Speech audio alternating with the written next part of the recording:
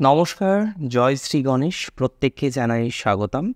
আজকে আলোচনা করছি 2024-এর একটি বিশেষ সঞ্চার নিয়ে, যে সঞ্চারের আলোকে এই ভিডিওটা, সেটি হলো শুক্রের সঞ্চার। মূলত এই ভিডিওটা আরও পরে আপলোড করতাম, কিন্তু একটা বিষয় রিয়েলাইজ করলাম, এই যে শুক্র নিরন্তর কর্কট রাশি থেকে তার রবির সাথে যুক্ত হওয়া, তৎপশ্চাৎ তার রবির রাশিতে প্রবেশ, এবং আপনারা জানেন রবি শুক্রের সম্পর্কটা ঠিক কেমন, এবং তৎপশ্চাৎ আমরা দেখলাম 16ই আগস্ট থেকে 26শে আগস্ট এই যে সময়কাল, সেখানেও রবির শুক্রযুক্ত হয়ে থাকা, এবং তারপরেও সেখানেও মুক্তি নেই, শুক্র কিন্তু কেতুযুক্ত হবে। তো সিগনিফিকেন্টলি এই সিনারিওগুলো হয়তো অনেক ক্ষেত্রেই জটিলতা বহন করে নিয়ে আসবে, বা আসছে, বা এসেছে। এই জায়গা থেকে মুক্তি কবে হবে এটা আমাদের জানা দরকার।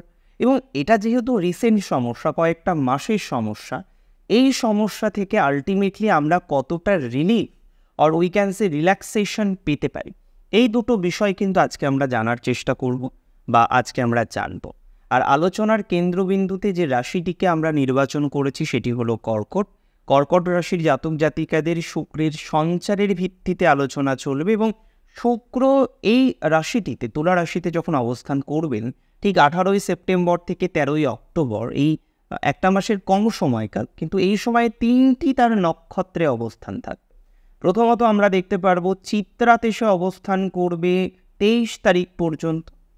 তৎপশ্চাৎ সে কিন্তু অবস্থান করবে স্বাতি নক্ষত্র, সেখানে থাকবে 4 তারিখ পর্যন্ত অক্টোবরের, এবং তৎপশ্চাৎ সে কিন্তু অবস্থান করবে নক্ষত্র বিশাখা, বৃহস্পতির নক্ষত্র। সো এই 3টে সিনারিও নিয়ে উই ক্যান ডিসকাস, আমরা আলোচনা করতে চলেছি, বা সিগনিফিকেন্টলি আমরা আলোচনা করব। এখন প্রশ্ন প্রথম, যে এই সময়ে প্রথম অর্ধে আমরা কি কি ফল পেতে পারি। দেখুন, প্রথম অর্ধে আমরা টোটালি যে ফলটা পাবো সেটা প্রফেশনাল। লক্ষ্য করা যাবে কর্কট রাশির জাতক জাতিকাদের বর্তমানেও যে প্রফেশনাল ডিস্টারবেন্সটা রয়েছে, মেন্টাল প্রেশার যেটা রয়েছে, ওয়ার্ক যে পরিবেশ, এনভায়রনমেন্ট, সেটা খুব ভালো কিন্তু কর্কটের এই মুহূর্তে নেই। কর্কট ট্রাই করছে যে তার কাজের পরিবেশটা ঠিক হোক, তার কাজের পাশের মানুষগুলো যেন তাদেরকে ফুল সাপোর্ট দিতে পারে, বা যতটা সম্ভব কর্কট পিসফুলি কাজ করতে পারে। অ্যাকচুয়ালি কর্কটের কিন্তু শান্তিটা বড়ই প্রিয়। প্রত্যেকটা রাশির জাতক জাতিকারা এই শান্তি পছন্দ করেন, কিন্তু কর্কট নির্বিঘ্নে নিশ্চিন্তে নিজের প্রাপ্যটুকু ছেড়ে দিয়ে শান্তি খোঁজার চেষ্টাও করে।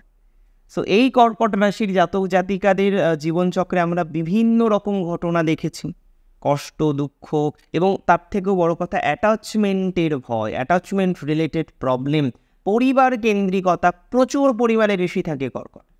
এবং এটা কিন্তু একটা প্রবলেম, যে এরা এত বেশি বলা যেতে পারে ফ্যামিলি সেন্ট্রিক, এবং এখান থেকে এদের জীবনে যত দুঃখের উৎপত্তি। এগুলো তো গেল অতীত। কারেন্ট সিচুয়েশন আমি প্রথমে যেটা বলবো, যেহেতু আপনাদের পঞ্চম এবং দশমের সাথে কানেক্টেড হবে ভিনাস, যে ভিনাস আপনাদের 11th and 4th-কে কানেক্ট করেন বেসিক্যালি।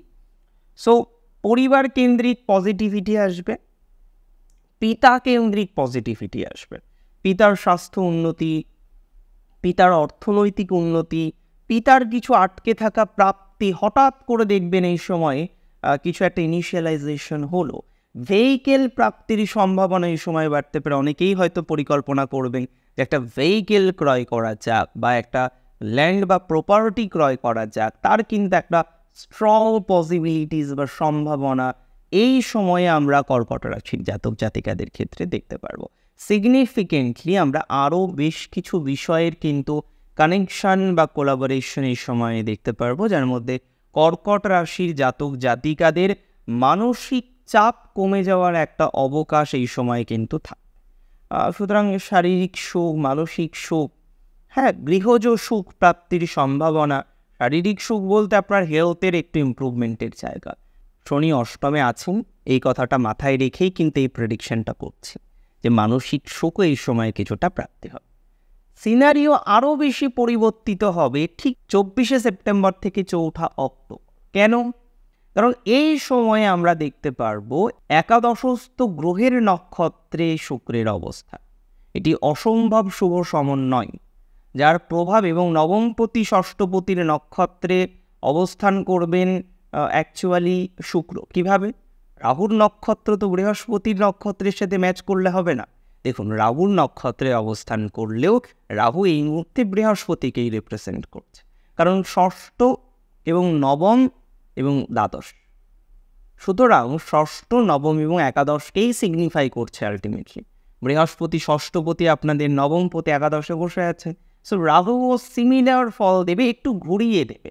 তারপরে বিশাখাতে গেলে যেমন আমরা ডিরেক্ট ফলাফলটা পাবো, রাহুর নক্ষত্রে অবস্থানকালীন সময়ে একটু ঘুরিয়ে ফল পাবো, বা একটু আবেগপ্রণোদিত হয়ে ফল পাবো, বা কিছু কিছু ক্ষেত্রে ফলটা একদম কাছাকাছি এসেও 11th আওয়ারে ডিস্টার্বড হতে পারে।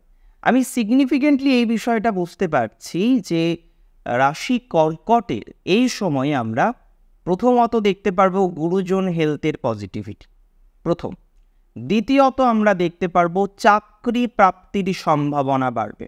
6-9 চাকরি পরিবর্তনের সম্ভাবনা বাড়বে।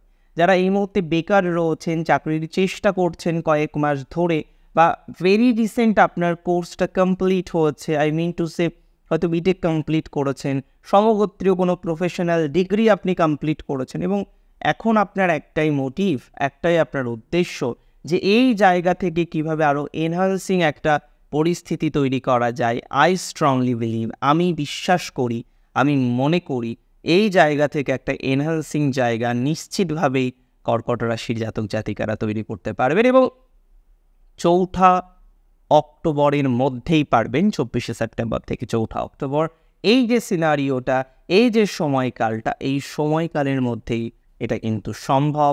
বাস্তবিকভাবে কিন্তু সম্ভাবনাটা অনেকটাই এনহান্স করবে।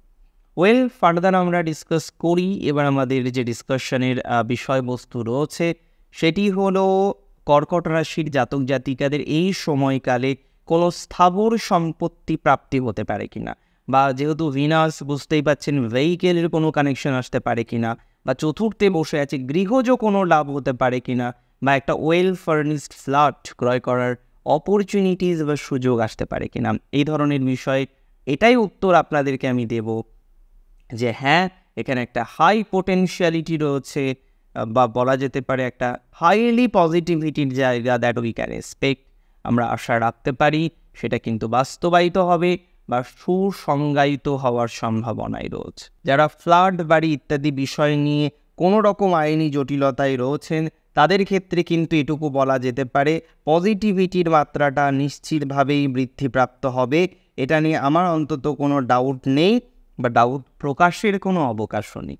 এডুকেশনাল ক্ষেত্রে এই সময় পজিটিভ যাবে, এবং যারা যে কোনো ধরনের কম্পিটিটিভ এডুকেশন নিট, পিজি বা যে কোনো ধরনের কম্পিটিটিভ এডুকেশনের জন্য প্রিপারেশন নিচ্ছেন, চেষ্টা করছেন, তাদের ক্ষেত্রে পদ্ধতিগতভাবে কিন্তু পরিস্থিতি ইমপ্রুভ হবে। মাঝে যেটা দেখছিলাম, যারা নিটের প্রিপারেশন নিচ্ছেন বা সমগোত্রীয় এন্ট্রান্সের প্রিপারেশন নিচ্ছেন, প্রচুর পরিমাণে হোপ লুজ হয়ে যাচ্ছে, ডিপ্রেশন, অ্যাংজাইটি চলে আসছে।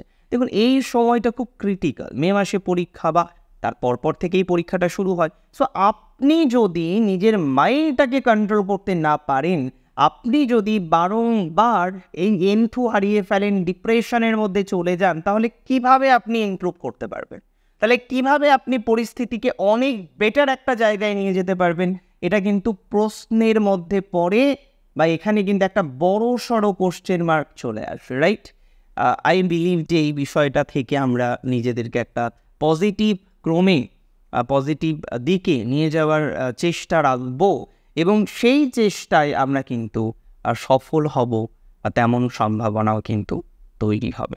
এটা নিয়ে কোনো সন্দেহ কিন্তু নেই, বা আমি কিন্তু কোনো রকম সন্দেহের অবকাশ রাখছি না। কর্কট রাশির পরবর্তী যে ট্রানজিটটা রয়েছে সেটিও যথেষ্ট ভালো, এবং এই ট্রানজিট যেটি 4 অক্টোবরের পর থেকে স্টার্ট হতে চলেছে, যেটির কন্টিনিউশন আমরা দেখতে পারবো 13 অক্টোবর পর্যন্ত। এই সময়ে প্রথমত আপনার কিছু একটা সাকসেস আসবে চাকরিতে বা প্রফেশনে বা সেলফ প্রফেশনে। দ্বিতীয়ত আপনি দেখবেন এই সময় কিন্তু আপনার কিছু আধ্যাত্মিক ডেভেলপমেন্টের জায়গা আসবে। অনেকেই পরিকল্পনা করবেন একটু স্পিরিচুয়াল হওয়ার জন্য, কোনো নতুন লেসন নেওয়ার একটা চেষ্টা কিন্তু এই সময়ে থাকবে, বা যারা হায়ার এডুকেশন নিচ্ছেন, 9th is included in this segment. তো যারা হায়ার এডুকেশন নিচ্ছেন, হায়ার এডুকেশনের জন্য এই সময় পা বাড়িয়েছেন, পথ চলছেন, ইয়েস, তাদের ক্ষেত্রে কিন্তু আমরা একটা সুযোগ, একটা সুবিধা, একটা পজিটিভ জায়গা সেটা কিন্তু এক্সপেক্ট করতে পারি, or we can say that we are expecting that, আমরা আশা রাখছি বিষয়টাকে, এবং এটি চিরবাস্তব হবে, বাস্তবায়িত হয়ে উঠবে, এটা নিয়ে কোনো ডাউট অন্তত রাখছি না, বা actually I don't have any doubt regarding that, বা আমি ডাউট রাখতে সিগনিফিকেন্টলি কিন্তু এই বিষয়টিতে পারি না।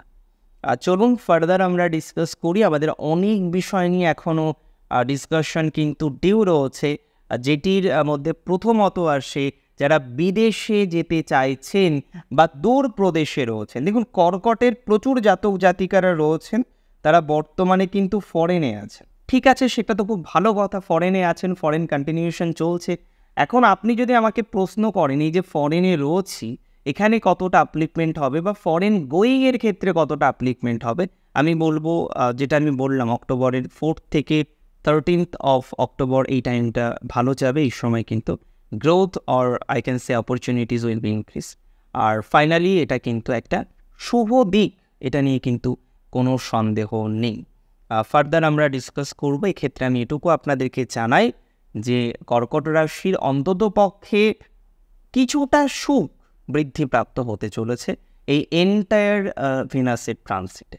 দেখুন, সুখ শান্তির মধ্যে বিস্তর তফাৎ।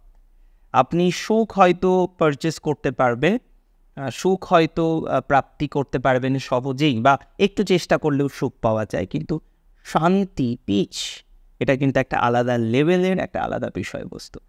আপনারা প্রত্যেকে অনেক বেশি ভালো থাকুন, শ্রী গণেশের কাছে সেই কামনা করি, এবং আজকে অনুষ্ঠান শেষ করছি। জয় শ্রী গণেশ।